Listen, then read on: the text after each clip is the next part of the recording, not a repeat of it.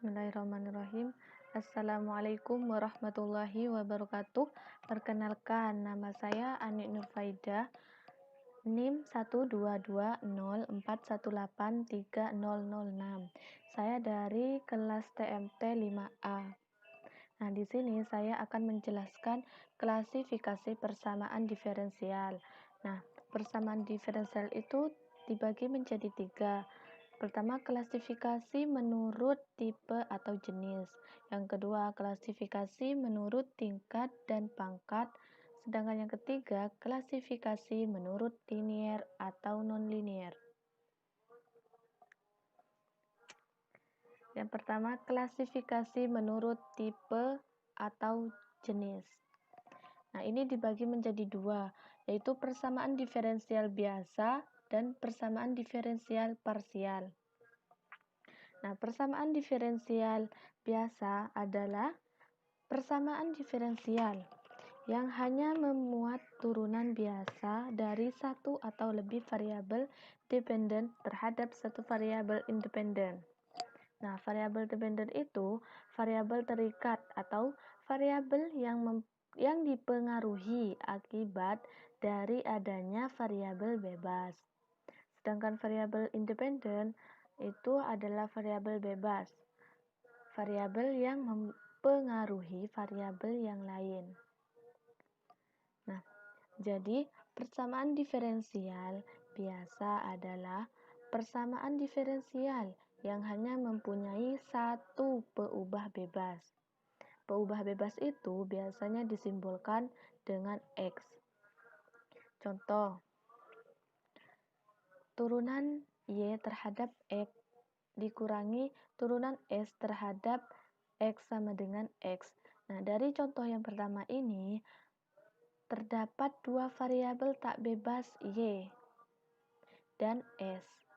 Kemudian satu variabel bebasnya adalah X. Contoh yang kedua, X kuadrat, turunan kedua Y terhadap X dikurangi 6X, turunan pertama Y terhadap X sama dengan 0. Contoh kedua ini, terdapat satu variabel tak bebas Y ini, dan satu variabel bebasnya adalah X. Bisa dipahami ya? Yang kedua, persamaan diferensial parsial. Persamaan diferensial parsial ini merupakan persamaan diferensial yang memuat turunan parsial dari satu atau lebih variabel dependen terhadap dua atau lebih variabel independen. Jadi, persamaan diferensial parsial ini merupakan persamaan diferensial yang mempunyai dua atau lebih variabel bebas. Contohnya,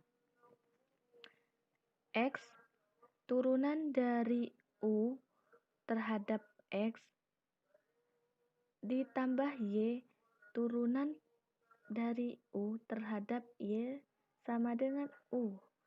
Nah, memuat satu variabel tak bebasnya adalah U dan dua variabel bebasnya adalah X dan Y. Kemudian contoh yang kedua, turunan kedua dari V terhadap X kuadrat ditambah turunan kedua V terhadap Y kuadrat sama dengan 0. Ini memuat satu variabel tak bebasnya adalah V, hanya V variabel tak bebasnya. Karena terhadap X dan Y, maka persamaan ini mempunyai dua variabel bebas, yaitu X dan Y. Kemudian yang kedua, klasifikasi menurut tingkat atau order dan pangkat atau degree. Orde dari suatu persamaan diferensial ini adalah turunan tertinggi yang terdapat dalam persamaan diferensial tersebut.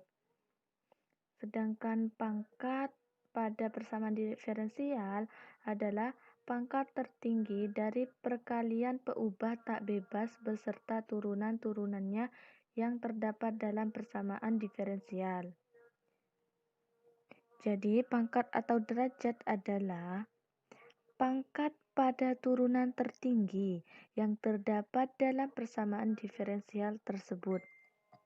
Contoh yang pertama, X turunan ketiga Y terhadap X dikurangi 2 turunan pertama Y terhadap X pangkat 4 ditambah Y sama dengan 0.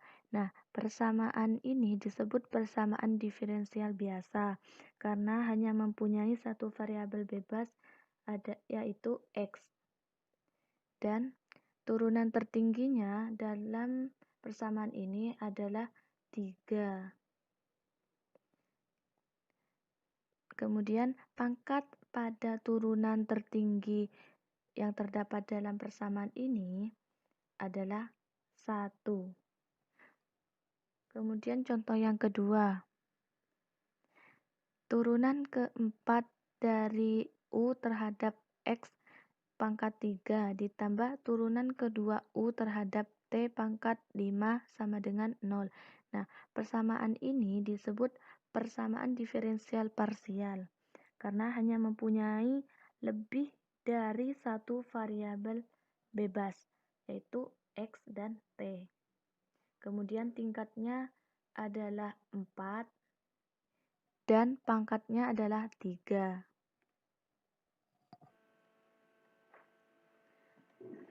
Kemudian yang ketiga, klasifikasi menurut linier atau non-linier. Sebuah persamaan diferensial dikatakan linier jika tidak ada perkalian antar variabel-variabel tak bebas dan derivatif-derivatifnya atau dapat ditulis dalam bentuk A0x y pangkat n ditambah A1x y pangkat n-1 ditambah sampai dengan A-n-1x y aksen ditambah A n x dikali y sama dengan fx. Nah, dari semua suku ini kita harus melihat satu persatu. Suku pertama kita lihat, kemudian suku kedua kita lihat juga, dan seterusnya sampai dengan fx. Nah, jika dia memenuhi syarat linier, berarti dia merupakan persamaan linier. Sedangkan jika salah satu sukunya tidak memenuhi syarat tersebut, berarti dia bukan merupakan persamaan linier, atau kita bisa sebut dengan persamaan non-linier. Sekarang kita lihat satu persatu.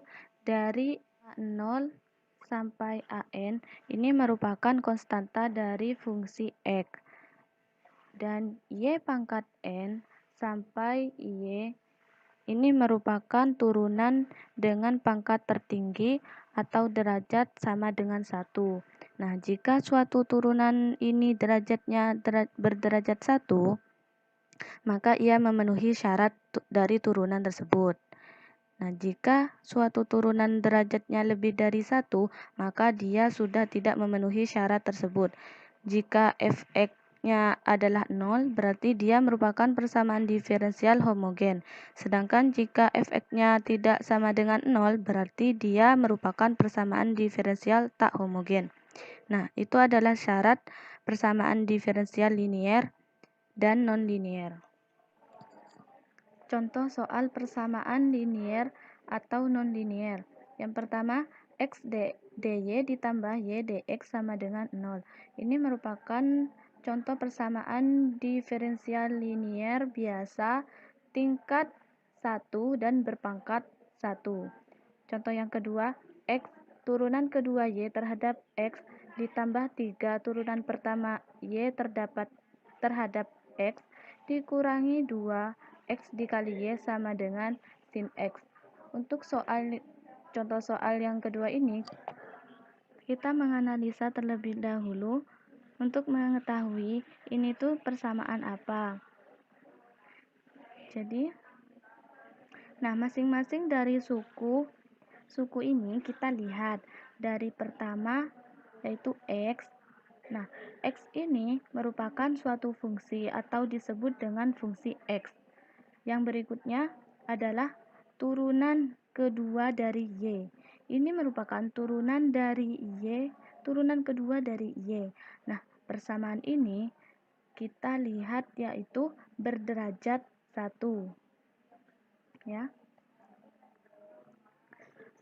Atau pangkatnya adalah 1. Sehingga turunan kedua Y ini merupakan turunan kedua dari Y dan berderajat 1. Ditambah 3. 3 di sini merupakan konstanta. dy per dx merupakan turunan pertama dari Y dengan derajat 1 juga. Dikurangi 2x dikali Y. 2 di sini merupakan suatu konstanta. X merupakan fungsi X dengan variabel Y. Di sini Y-nya juga berpangkat 1. Yang terakhir, fx. Fx-nya adalah sin X atau fungsi X-nya ini tidak sama dengan 0. Nah, kita lihat suku yang pertama, kedua, dan ketiga ini merupakan persamaan diferensial linier. Sedangkan sin X-nya ini merupakan persamaan diferensial tak homogen karena dia tidak sama dengan 0. Jadi dapat disimpulkan, contoh soal yang kedua ini merupakan persamaan diferensial linier tak homogen orde 2 ini dan berpangkat 1. Kemudian contoh yang ketiga. 5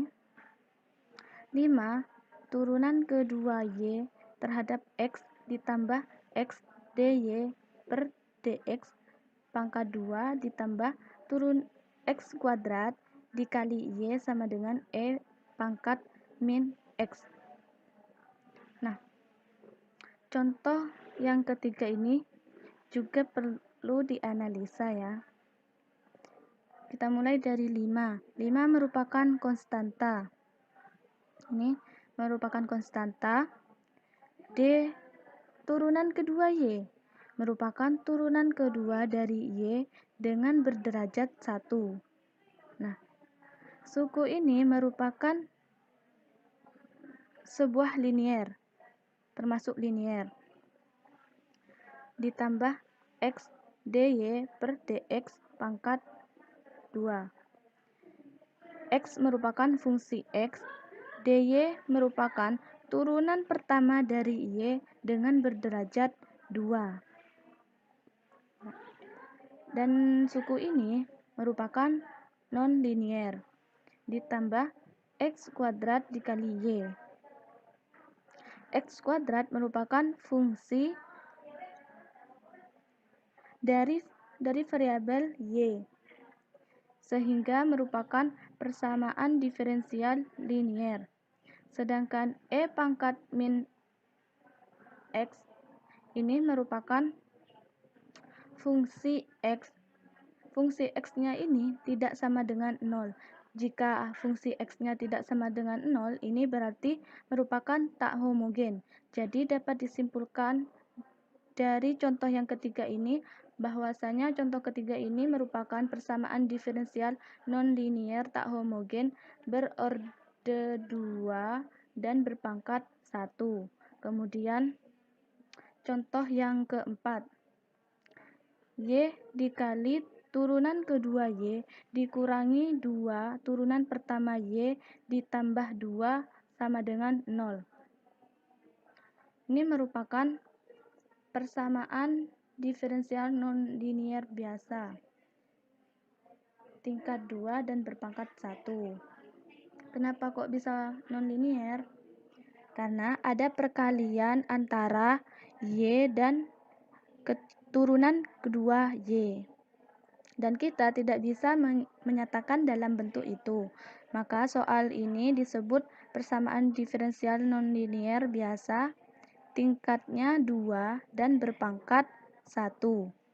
Contoh yang kelima, turunan kedua Y dikurangi 2 turunan pertama Y ditambah Y sama dengan 0.